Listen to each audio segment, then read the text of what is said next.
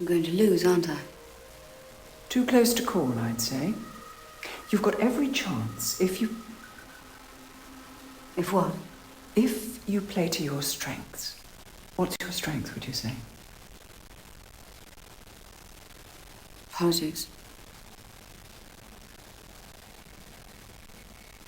Politics. Well, that's lucky. Isn't that why we're all here?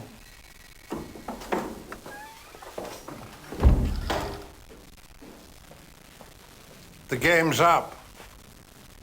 You're scuppered, madam. You should never have come here. Might I have a word with you, Sir John? If you insist. I want to thank you. Thank me. I'm grateful to anyone who teaches me something. I don't know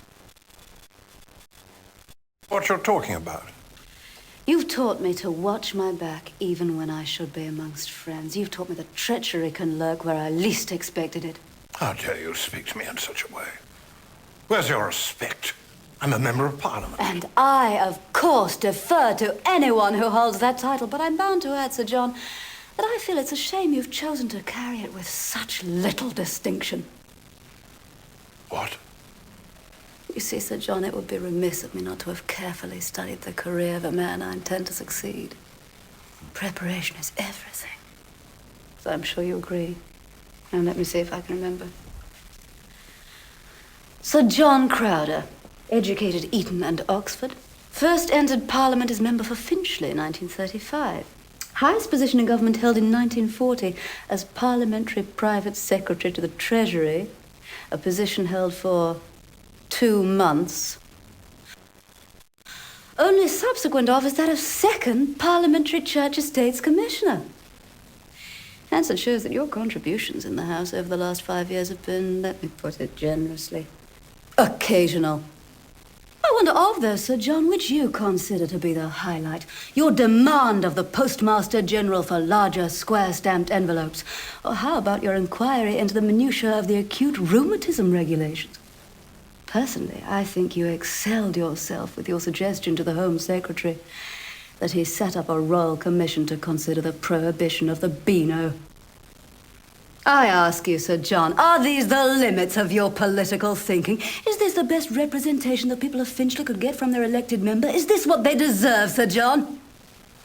What your 25 years in the House amounts to, if I may say so, is not a parliamentary career, but an impersonation, a caricature of one.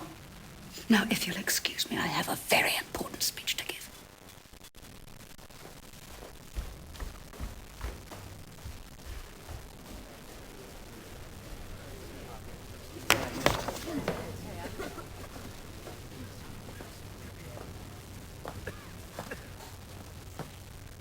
Let me start with foreign affairs. The problems of the Middle East are being recklessly fueled by Russia, which is intent on exploiting the endemic squabbling in the Arab world. But let us not forget that despotism is alive and well in this country, flourishing under the gaudy banners of the trade union movement. The socialists stand for equality. What that means is that you have any brains, you mustn't show it because it will put other people off. It's the conservatives who offer real equality of opportunity, irrespective of who you are, irrespective of your background, irrespective of your class, irrespective of your sex. There have been troubled times and always fresh challenges lay in wait. But the stirrings of resurgence can be felt everywhere in halls like this one, up and down our nation. We conservatives are planing through the spray of a lifting wave, rising upward and onwards into the sunlight of tomorrow.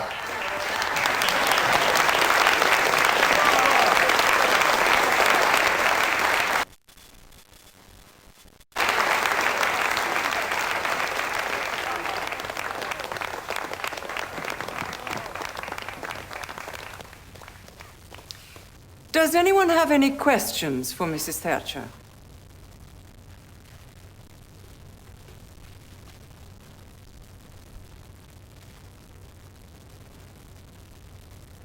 Yes, so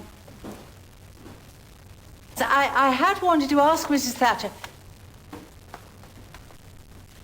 I had wanted to ask Mrs. Thatcher how she would reconcile managing a family with becoming an MP.